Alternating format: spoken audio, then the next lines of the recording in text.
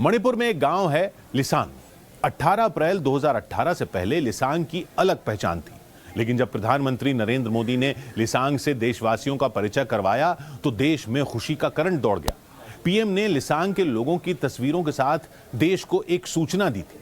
उन्होंने कई तस्वीरों के साथ लिसांग के जुझारूपन और अपने दिए एक वचन की बात बताई थी।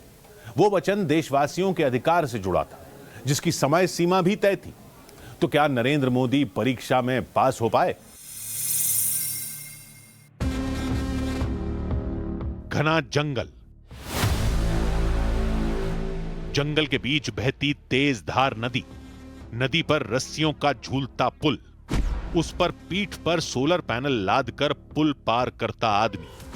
मणिपुर का लिसांग गांव कितने दुर्गम इलाके में बसा है उसे एक तस्वीर से समझ सकते हैं। जहां पहुंचने के लिए कोई साधन नहीं, उस गांव तक बिजली के भारी भरकम उपकरण पहुंचाना आसान नहीं था। बल्लियों के सहारे कंधे पर लादकर ट्रांसफार्मर लिसांग तक ले जाए गए, खंबे कंधे पर रखकर पहुंचाए गए। 18 अप्रैल 2018 को लिसांग का अंधियारा उजाले में बदल गया। लिसांग में जला एक बल्ब देश के सभी गांवों तक बिजली पहुंचाने का प्रमाण था, जिससे पीएम मोदी का किया 3 बरस पुराना वादा पूरा हो गया। 15 अगस्त 2015 को पीएम ने लाल किले से यह वादा किया था कि 1000 दिन के अंदर देश के सभी गांवों तक बिजली पहुंचा दी जाएगी। तय समय सीमा से 12 दिन पहले ही यह ऐतिहासिक काम पूरा कर लिया गया।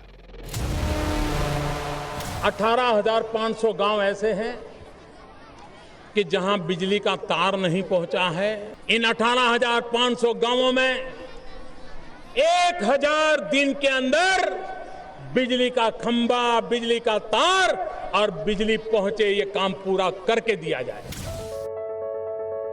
आजादी के 7 दशक बाद भी जिन गांवों में बिजली नहीं पहुंची थी, ऐसे एक दो नहीं हजारों थे।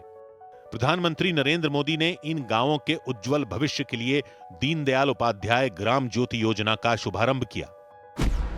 2015 में ऐसे 18,452 गांवों की पहचान की गई जहां बिजली नहीं थी। उसी साल इनमें 8,001 गांवों का विद्युतीकरण किया गया।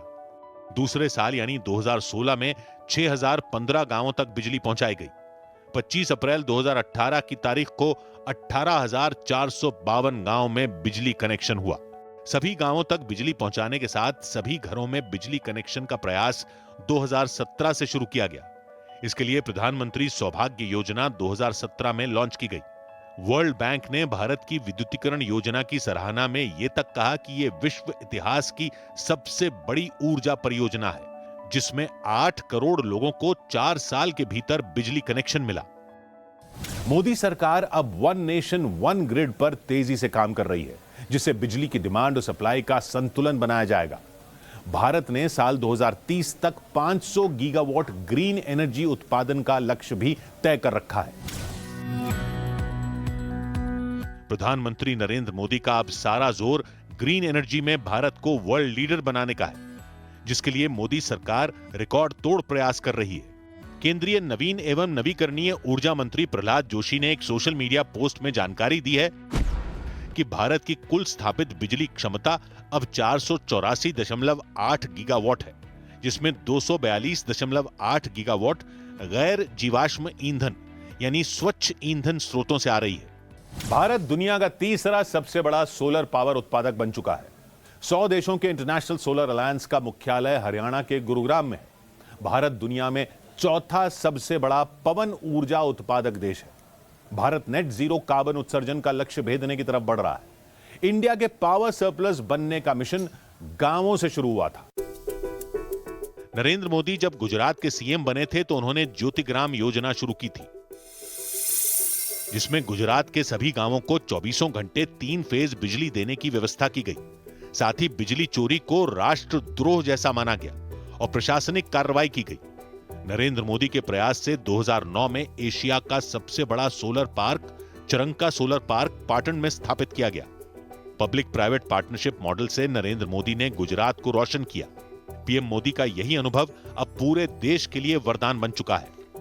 देशवासियों को कहना चाहता हूं कि आप भी अपने घर में एलईडी बल्ब लगाइए, साल भर का 250, 300, 500 रुपया बचाइए और देश की ऊर्जा बचाइए, देश के पर्यावरण को बचाइए।